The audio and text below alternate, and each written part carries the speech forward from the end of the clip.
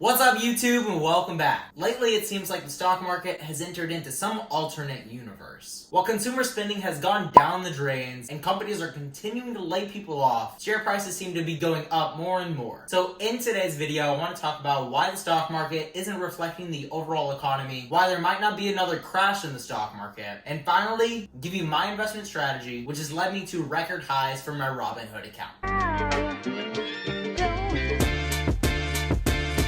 As crazy as it might sound, the stock market has never been truly reflective of the overall economy. And that's because there is actually a few factors that make up stock market evaluations. First is revenue, second is inflation, and third is speculation. I could go on and on about revenue and inflation, but those are actually the least influential of a stock's price. You see, whenever you're buying a stock, you're essentially placing a bet that the company is going to be going up in value. Pretty simple, right? You are speculating what's to come of the future for that company, and you think that in the coming days, months, years, the company is going to be going up in value. And the same works in the opposite direction as well. Whenever the global health crisis hit and was in full effect during February and March, when businesses were forced to close down, nobody had a clue what the effects would be on the stock market. The uncertainty that this brought about brought fear among many investors, and they began to sell out of their shares, and it was a race to the bottom. The massive, quick drop in the stock market also drew the eyes of many who had never invested before. Online brokerages were seeing record numbers of new accounts opened in March and April, and it makes sense because all over the news, all we were seeing was Dow is down 3,000 points today. The S&P 500 is setting a new record loss this week. But all of this changed in almost in an instant. The market began to see record numbers in the opposite direction, and everybody wanted a sweet slice of the pie that is discounted stock prices. This was also in part due to the government also stepping in. Our favorite member of the Federal Reserve, Jay Powell, announced that the Fed would be giving unlimited quantitative easing, and legislators gave assistance with a $3 trillion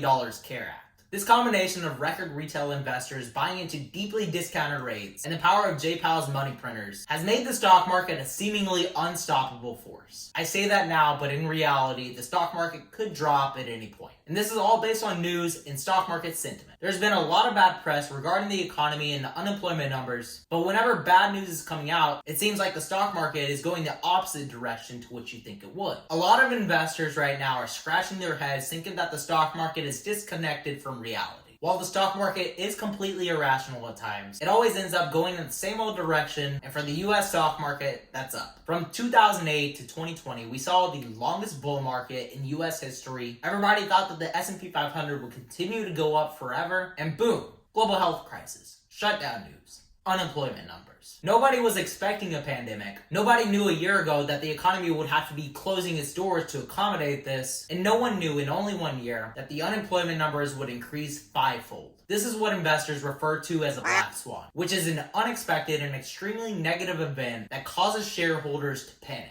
And if you think about it, money really wasn't lost in the stock market, but really it was just transferred into bonds, gold, cash, and other more stable assets. Investors momentarily lost faith in the stock market among uncertainty in February and March, and now are seeing wealth being transferred in the other direction. With new record valuations for big tech companies and the Federal Reserve stepping in, the majority of investors believe that the stock market is going to be continuing up. But it seems like we all have this looming fear of another crash. And this might be the case if and only if we see another black swan. I know a lot of people are frustrated because they didn't buy into March's bottoms. But the thing is, most people can't time the market. There are a select few who might be lucky enough to call the bottom, but it's really a game of chance. And this leads me into my own investment strategy that I've been using for some pretty great returns. If we take a look at my Robinhood account, I'm up over 7.5%, and I've made most of my gains over the last month. Currently, my profits for the month are nearly $1,500 or 21.5%, and my investment strategy has been forever evolving and adapting to the stock market. And being stuck in your old ways and making the same mistakes over and over and over again will never lead you to success in the stock market. But let's get into the nitty-gritty because that's what you all came here for. If you've been watching my YouTube channel for a while, you'll know that I put $3,000 into the market probably at the worst time right here on February 19th, the Friday right before the stock market crash. And if I had waited just another month until SPY hit its bottom here in March, who knows how much money I would be up. And that's what everybody says. I wish I had invested on this date and that price. But even someone like me who's been trading stocks for 3 years now can't time the bottom. And instead of trying to time the bottom and catching a falling knife, for 90% of my investments, I've used a method called dollar cost averaging. Every month I have $1,000 of discretionary income, and each week I invest roughly $250. This way I'm buying the dips, I'm buying the highs, and I'm buying the average for that month. And I kind of try to avoid buying into overhyped stocks. And to do this, I usually seek out deals on FinViz. And I'll search for either a large or mega cap stock, and then look at the one that is the most red for the day. So today, I would look into buying Walmart, but of course I'd be using their 6-month chart to look at the value analysis and check the general direction in which the stock has been heading. And if they meet my criteria, I'll buy into the company. But that's not all. No.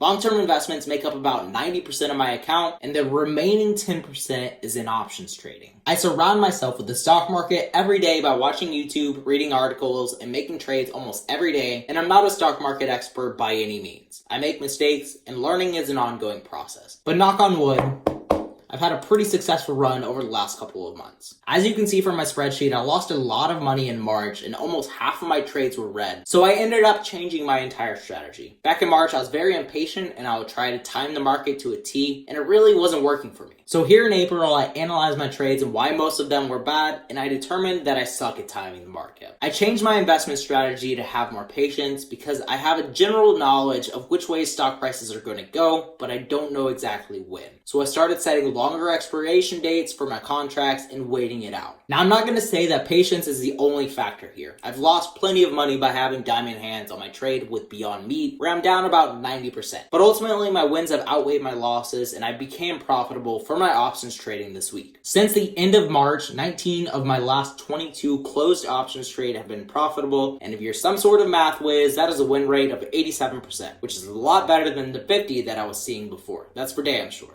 You also have to understand that almost every investor strategy is different. Obviously, I don't adopt the same strategy as Warren Buffett, and he doesn't have the same strategy as Jeff Bezos. And that's why it's important to develop your own trading strategy, and if it's profitable, stick to it, and when it needs tweaking, adjust it. If you want to make a living by investing in the stock market, then treat it like a full-time job, constantly learning, constantly adapting. Hopefully this video helped you add some tools to your investment strategy to become more profitable. And if you have something to share with other investors out there, please leave it down in the comments below. That's what we're all here for, to learn and become better investors, so do each other a favor and share your own knowledge and your own expertise. And if you want to keep up with what investments I'm making on a day-to-day basis, be sure to check out my Discord. It's first link down in the description. So with that all said, guys, remember to stay positive, stay green. I'll catch you in the next one. Bye, guys.